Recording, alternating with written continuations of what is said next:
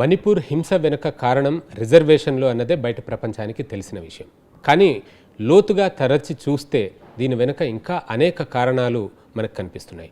మనతో ఈ అంశానికి సంబంధించి వివరాలు పంచుకునేందుకు మణిపూర్ ఇంఫాల్కి సంబంధించిన ఎమ్మెల్యే నిషికాంత్ సింగ్ ఉన్నారు. ఆయన్నే అడిగి ఈ సమస్యకు మూలమేంటో తెలుసుకునే ప్రయత్నం చేద్దాం.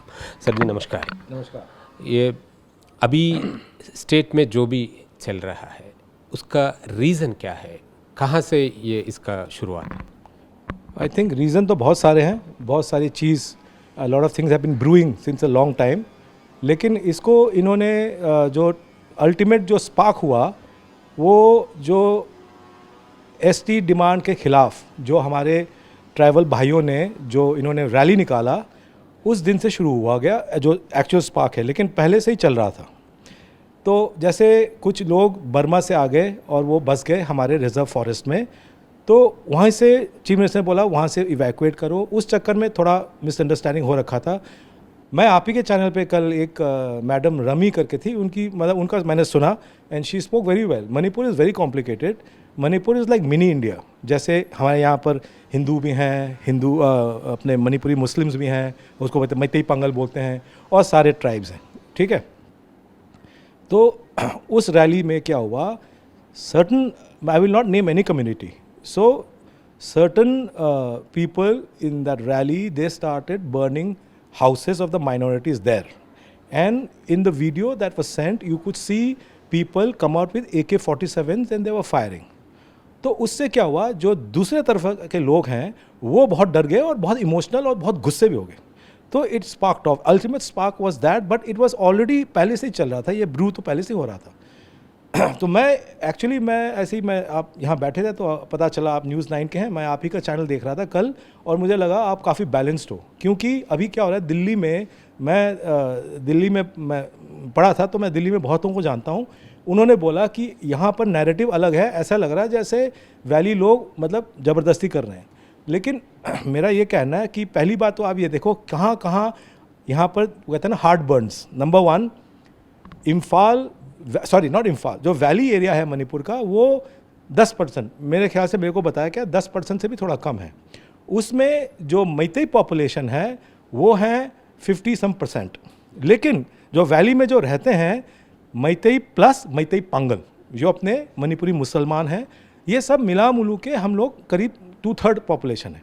मान लो 2/3 पॉपुलेशन 10% ज़मीन पर रहते हैं, 10% 2/3 पॉपुलेशन.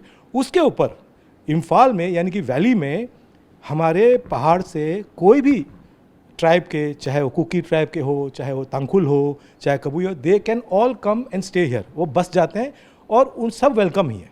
लेकिन हम वहाँ नहीं जा सकते. तो आप सोचो कभी आप जब मणिपुर में आए हो, आपने प्लेन से देखा होगा कि आपको पूरा वैली एक ही नज़र में दिखता है.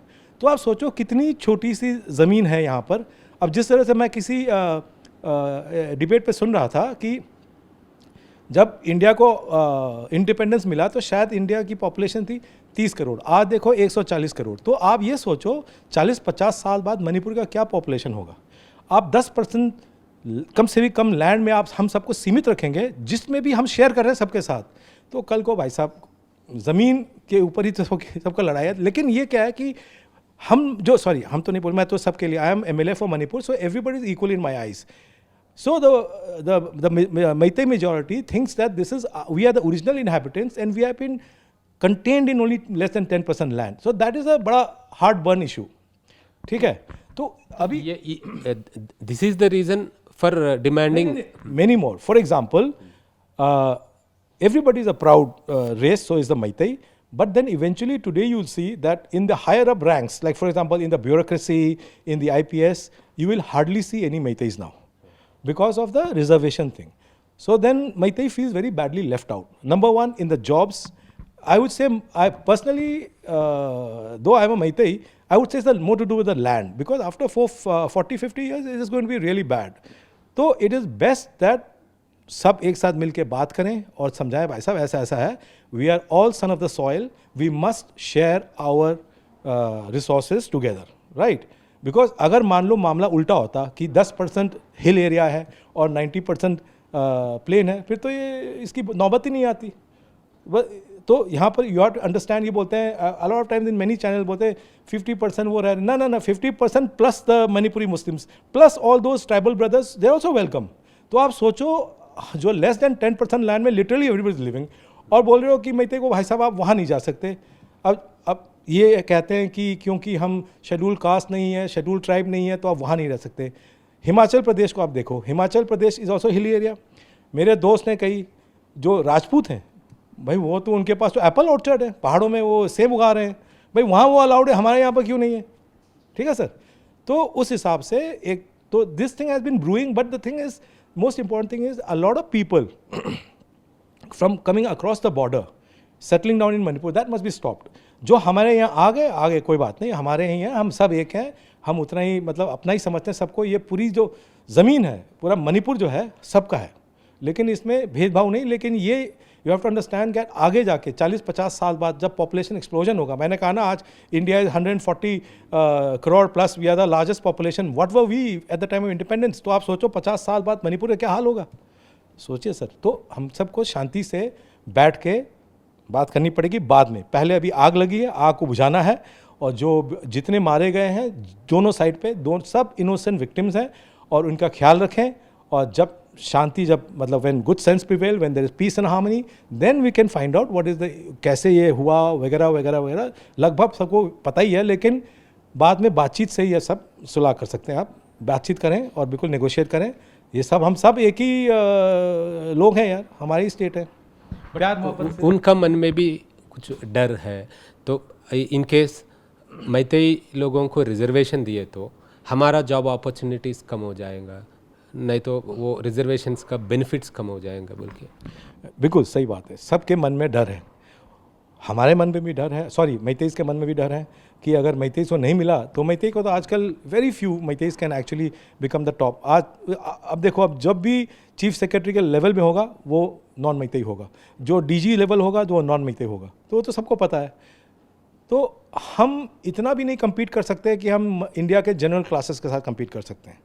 तो हमारे ही लैंड में देखिए, हमारे ही लैंड में, हमारे ही स्टेट में, तो मैतेई सोचता है कि हमको लेवल प्लेइंग फील्ड क्यों नहीं मिल रहा, मिलना चाहिए ना, ये भी तो जायज़ नहीं है ना।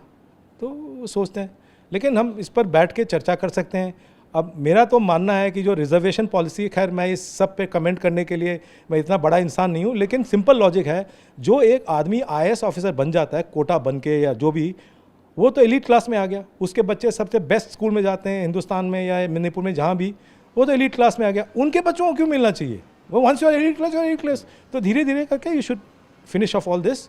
And but I'm telling you the massive hard burn is the land issue, that's what I believe in. और ये इन्फिल्ट्रेशन भी चल रहा है, इन्फिल्ट्रेशन के पीछे कोई विदेश का, for example Myanmar is also encouraging ऐसा, उनका पीछे चाइना का रोल भी, नहीं तो पाकिस्तान, कैसे उनके जो नागास के पास AK-47 जैसा वेपन्स कैसे मिल रहा है?